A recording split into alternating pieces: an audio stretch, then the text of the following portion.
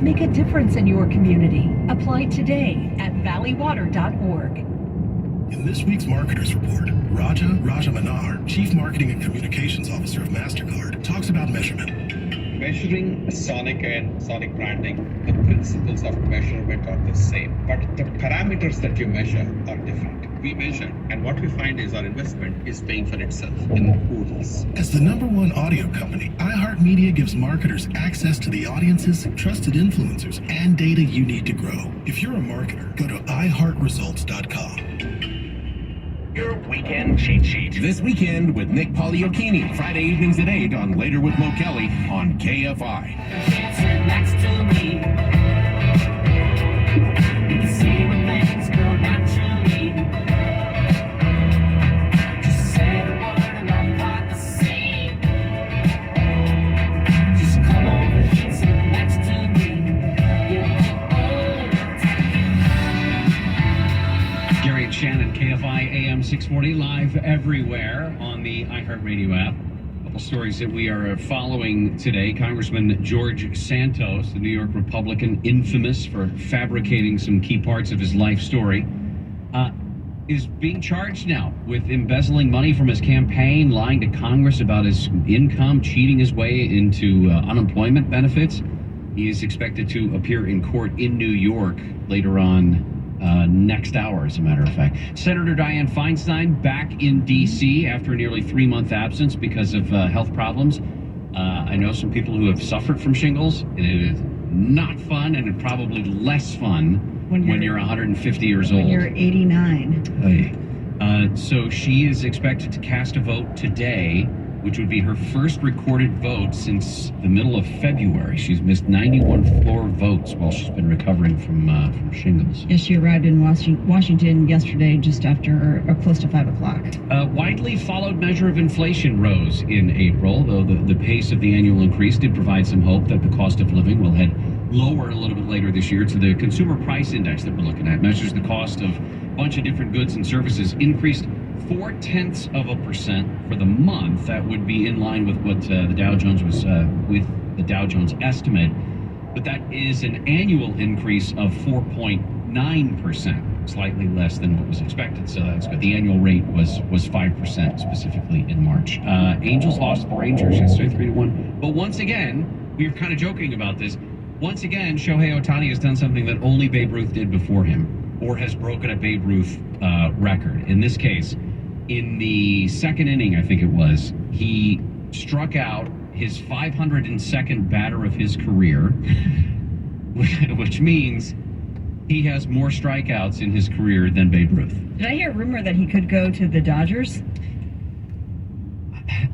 I've heard every rumor. I've heard every rumor from every team that Shohei Ohtani is a lock for them. I like the Dodgers rumor. I don't So know. much. I mean, they've got the money to spend. Yeah. And they need something.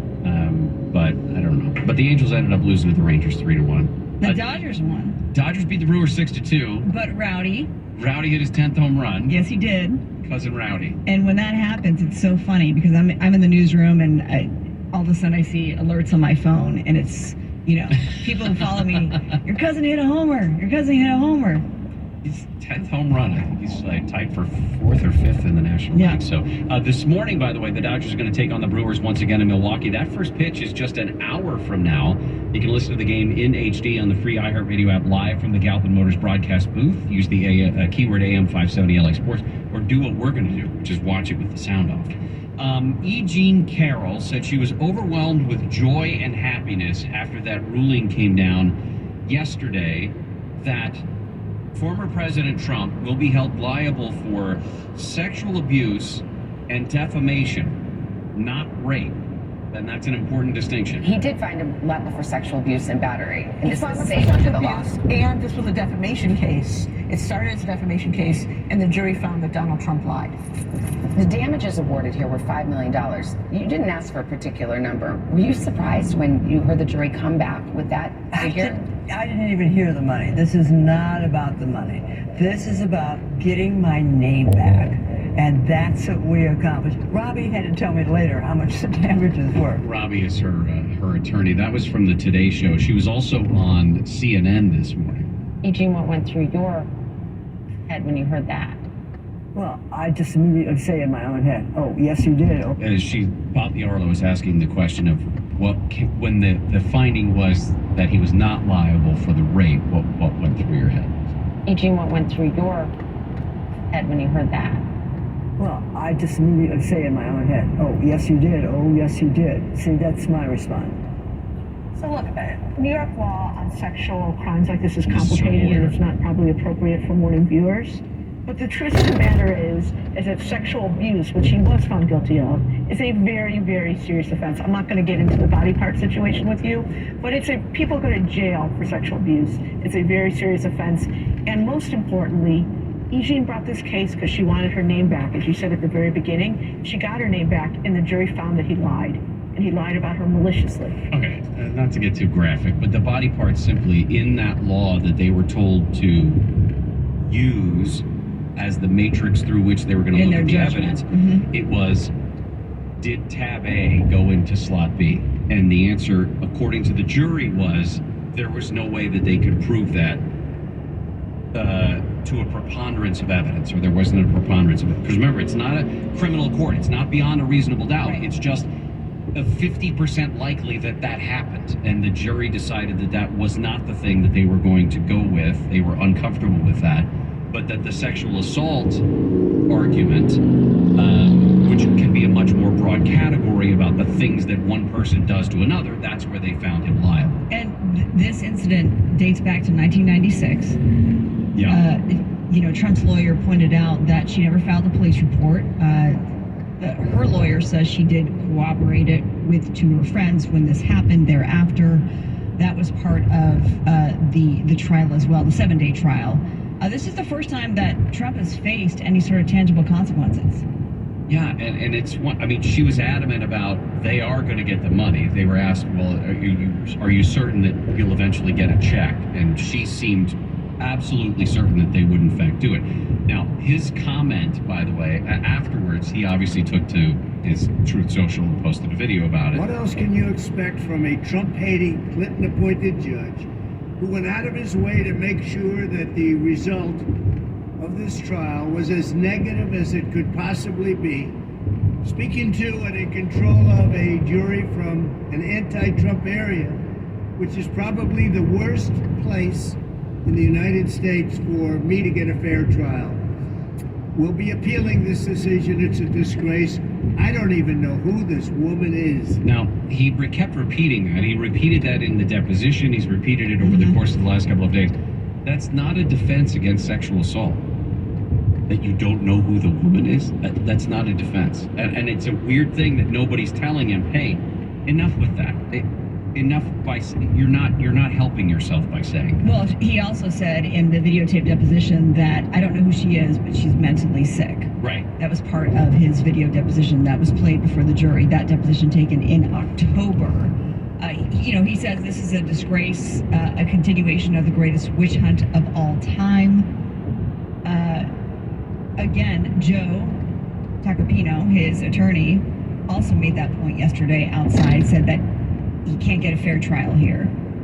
But the jury was made up of 6 men and 3 women. And not all of them from Manhattan, by the way. That was the other thing. So, anyway, we'll talk more about this, I think, when we get into Swamp Watch.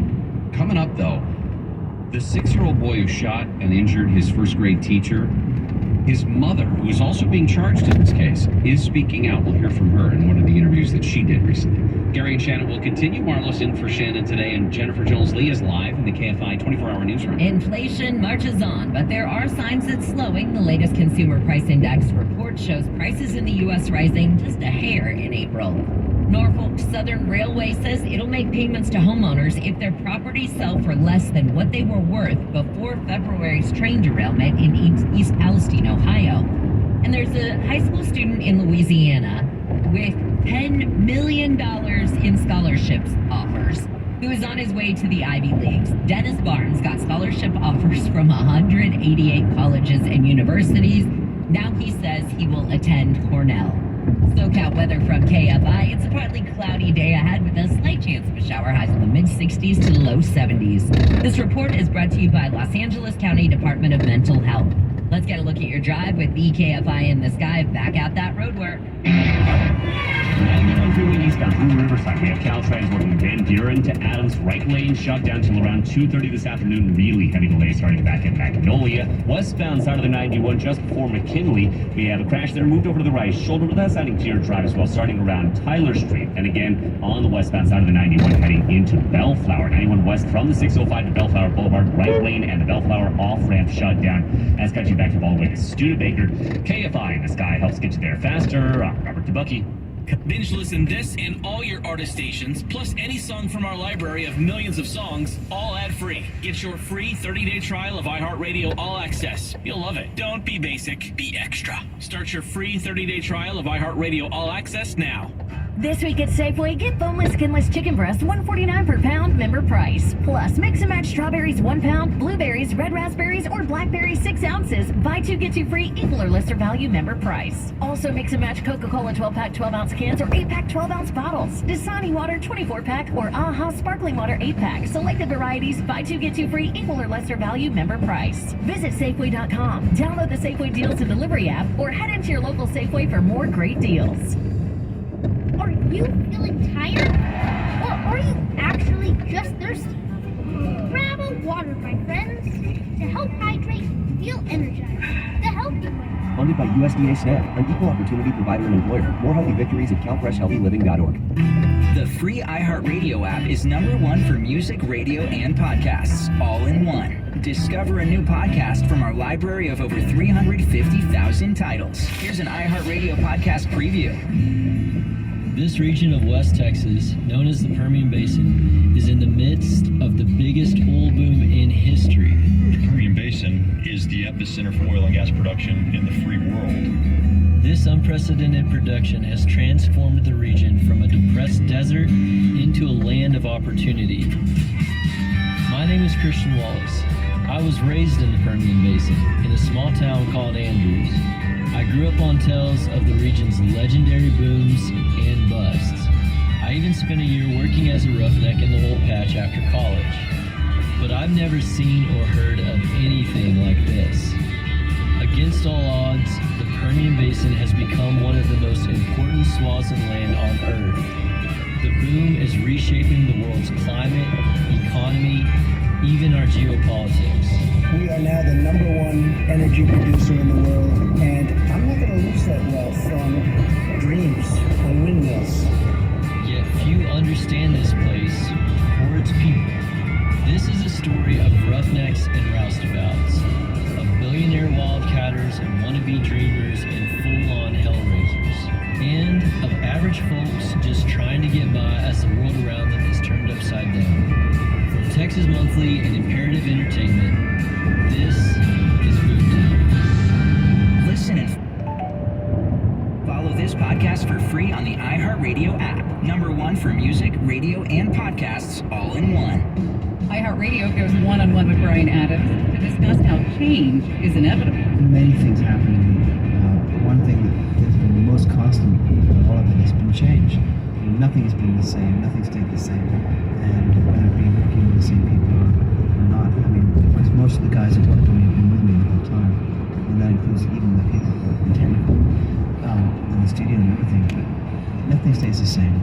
And anyone that expects it to is mad and needs to get their head checked, because it's not. Even if you try to keep things the same, it never will. Keep listening to iHeartRadio for more Brian Adams and all your favorite artists.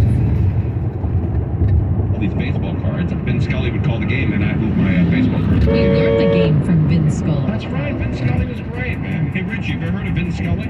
No idea who that is. Oh, Kelly just put his head down. There's a huge picture of him down the hall. There's 5 of them. The Tim Connolly Jr. Show. That's great, Reggie. Don't change. That's great for the radio. Live 4 to 7 p.m. on KFI. And on demand anytime on the iHeartRadio app.